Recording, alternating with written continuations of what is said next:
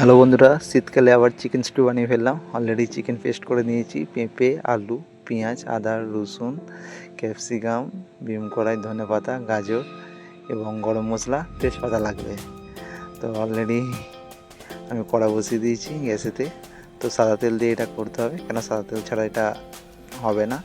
তো তেজপাতা এবং গরম মশলা দিয়ে দিয়েছি, দিয়ে দিচ্ছি।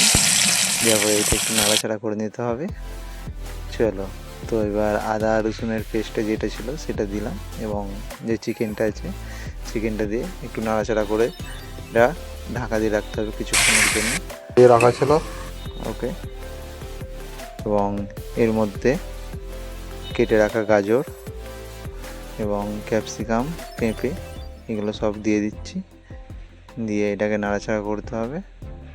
এবং আলু যে আছে, আলুটা আগে থেকে ভেজে রাখলে ভালো, তো আমি তেল কম খাই, আলুটা ভেজে রাখিনি। এর মধ্যে আলুটা দিয়ে দেবে। দেওয়ার পর এটা ঢাকা রাখতে হবে। ঢাকা দেওয়ার পর এটা পেঁয়াজ এবং ধনেপাতাটা দিয়ে জল দিয়ে দিলে অলরেডি চিকেন স্টু হয়ে যাবে। এই যে খুব কম টাইমে খুব সুন্দর টেস্টি খাবার।